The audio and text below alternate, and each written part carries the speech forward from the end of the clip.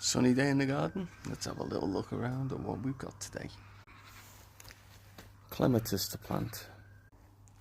Shrubs to repot and plant somewhere else. Large Euonymus to be pruned. Can't remember their name, but they're doing okay. Love my pines. This one, I'm going to make a raised pine bed. Another Euonymus with the smaller leaves.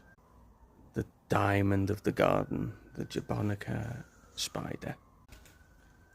More Euonymus, needs trimming and training.